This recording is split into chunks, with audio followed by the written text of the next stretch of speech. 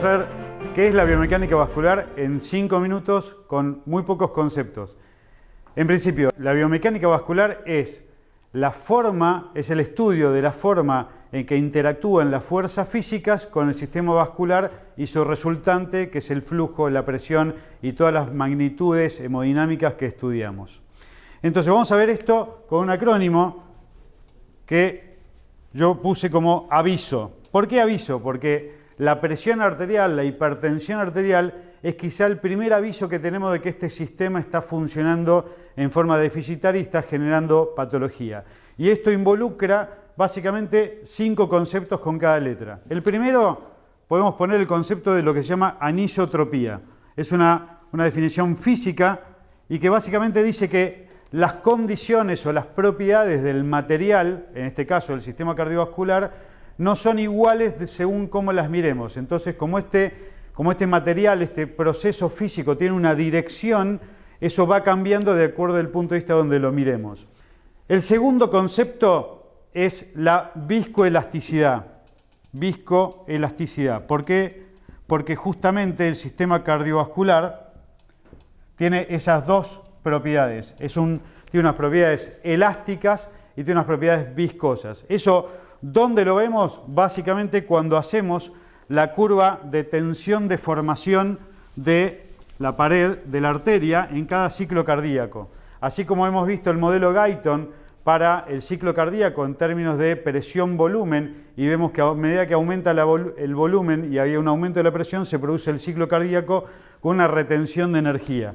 En este caso, si hacemos una curva tensión-deformación, lo que vemos es que parte del sistema tiene una propiedad elástica pura que tiene que ver con las proteínas, elastina, colágeno, pero la retracción o la curva descendente del sistema o la recuperación del sistema tiene una curva totalmente con acumulación de energía que se llama histéresis y que tiene que ver con la acción del músculo liso vascular que genera una amortiguación distinta, viscosa, en parte por la cantidad de proteínas y líquido que tiene el músculo liso vascular. Entonces, esta viscoelasticidad está bien representada con los mecanismos de amortiguación que tiene el sistema. El otro punto aquí es la impedancia. Básicamente una propiedad o una magnitud que podemos medir en el sistema cardiovascular y que tiene que ver con parte de la definición de la hipertensión arterial o de la presión arterial, que es la resistencia periférica.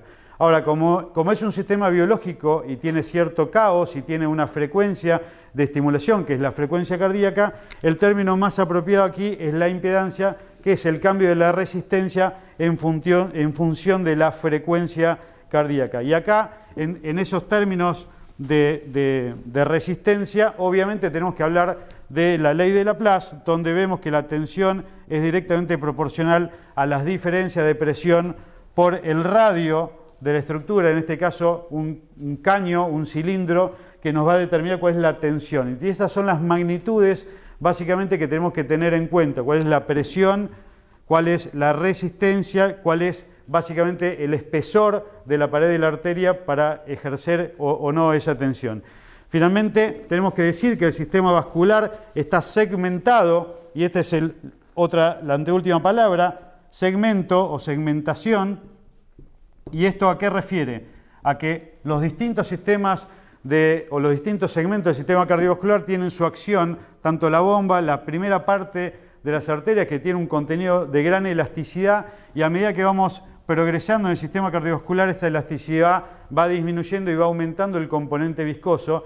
Entonces tenemos que justamente el primer sistema ante el pulso es bien expansivo y tiene una retracción, el famoso modelo de Wien-Kessel, que hace como de segundo corazón y genera las propiedades del flujo pulsátil, las convierte hacia un flujo continuo, que es lo que necesitan los órganos. Y acá, cuando hablamos de flujo, básicamente hablamos, así como hablamos antes de la ley de Laplace, tenemos que hablar de la ley de Poiseuille, en la cual la diferencia de presión se relaciona también con el radio, pero esta vez el radio a la cuarta, y por debajo en el denominador está la longitud, a mayor longitud, menor flujo, y la viscosidad, que tiene que ver con las propiedades, justamente con esta magnitud del flujo. Y el último punto, ya para terminar, es que estamos en presencia y el estudio de una onda que es pulsátil, que se amplifica.